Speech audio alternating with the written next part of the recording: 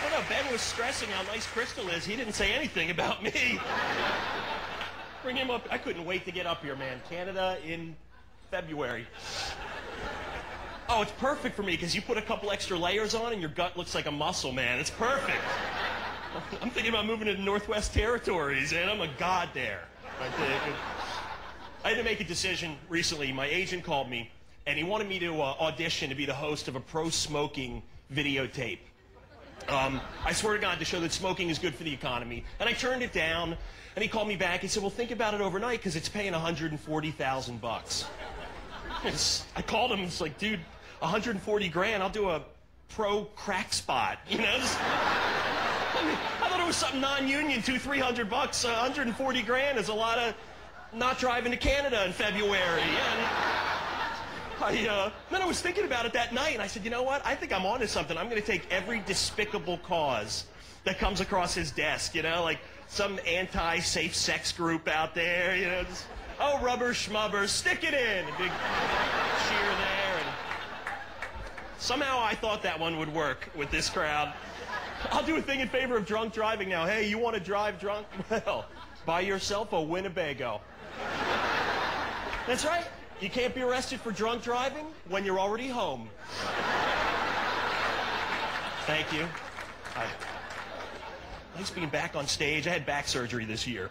So yeah, wow, what a nice crowd. You know? Normally people throw stuff and see if I can dodge it at this point. And I finally found out what women like when I had surgery. Guys, yell out, what do women like? Money. Money, sir. You're a very romantic man. They do like money. Women like scars. It's weird. Wow, and there's one, and I wouldn't expect it to be at that table, actually. I thought you guys were just like a guy who shovels the drive, you know, just screw the scars, money. If he cuts the grass in the summer, shovels. Because I have like a 12-inch scar in my back now. The first woman I had sex with after I got out of the hospital saw the scar, and she said, I really like that scar. It makes you look a lot less white bread. Yeah, now I'm sliced white bread, I guess. You know, same dork I was before, but you guys realize that men will go completely the other way? Men will lie to get laid. Yes.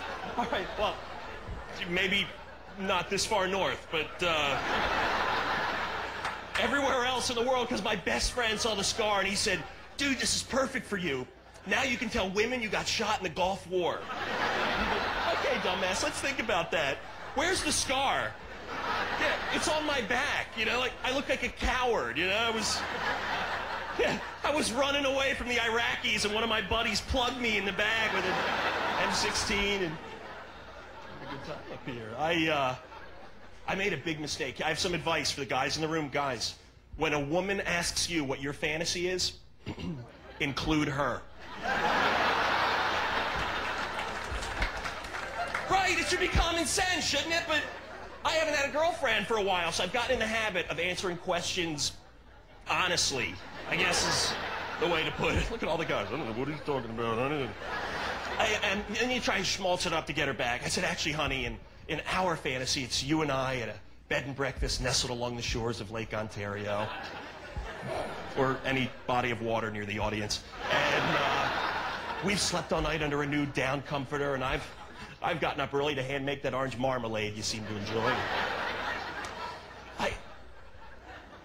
I don't know what happened to me, but that's starting to sound good to me now as a fantasy. Like, I think when they fixed my back, they removed my balls. I don't know. They could do anything. I was knocked. I'm afraid I'm going to wake up one morning and say, honey, today, instead of the Super Bowl, let's go antiquing. How's that sound, huh? Wow, that's actually working with a couple of girls. Look at that. I could sand that down. We'll restain that. We'll put that in the foyer. What? How did a foyer sneak into my fantasy? Like, I'm afraid I'm going to go to a wedding next and ask if I can take the centerpiece home. You know, can I take this? Because this would look great. I'll tell you, the worst is what you say to a woman who's crying. Wow, listen to it get quiet in here. All the guys like, hold on, I may need to know this. I got to roll up my sleeves for this one. I'll tell you my worst woman crying story. We were naked. We were laying in bed. I was laying on top of her. And You see, that's not really the funny part yet, sir. She starts crying, just sobbing. I'm laying on top of her, and now my mind starts racing. I'm thinking like, wow, man, maybe I was just squishing her. Yeah, I don't know, or maybe she woke up. I don't know, That I apologize for, ladies. And how do I say that in front of that nice table? And so I wanted to say something nice, so I didn't know what to do, so I got off. And, all right, let me clarify that a second. I didn't get off, I got off of her, for God's sakes, this crowd. And, so, right, I'm standing there, and I want to say something nice, and I was just about to say something, and she said, Dave, I just want you to know it's nothing you did. You're just the first guy I've been in bed with since my fiance, Cleve, moved out of the house. Yeah, Cleve. I wanted to say something nice, but in my head, I just kept hearing Cleve, Cleve, Cleve. Which I think should have meant leave. And then she looked at me and she said, how long does it take to get over a broken heart? 2 minutes. It's a very sensitive crowd. And so I wanted to say something nice. In my head, I'm thinking, all right, don't be a smartass for one time in your life. So I took a deep breath, and I looked at her, and I said, LaQuisha.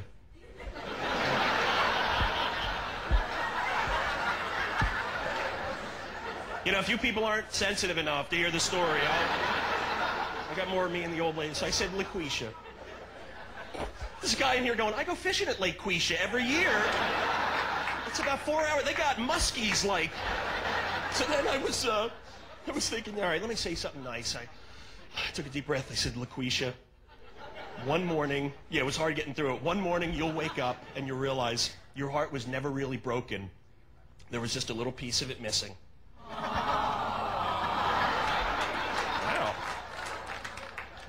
Well, I may have to move here, actually, because I've been living in New York for about 10 years, and LaQuisha will kick you right in the nuts for that, actually. It's not real sensitive down there.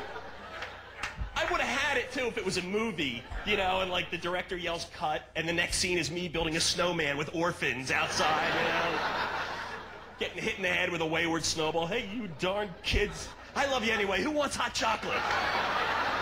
And then I go with the, heart's not broken. But in reality, I said, your heart's not broken. There's just a little piece of it's missing. I couldn't hold it, Like, I was a salesman before I was a comic. Yeah, that's hard to figure out because, when you're full of shit, there's only so many directions you can go in.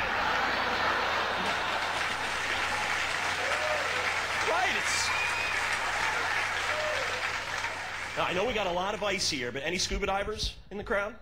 Oh, all right. Sir, what does scuba stand for? Yell it out for us.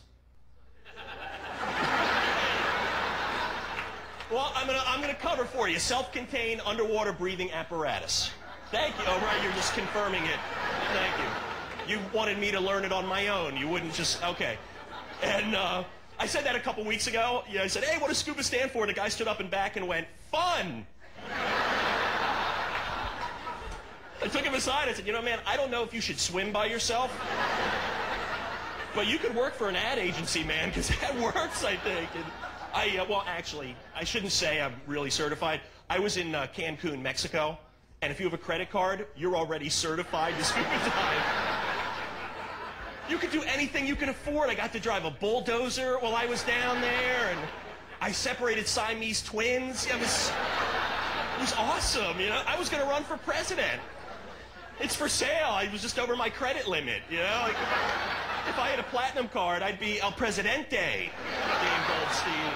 You guys have been great fun. Thank you very much.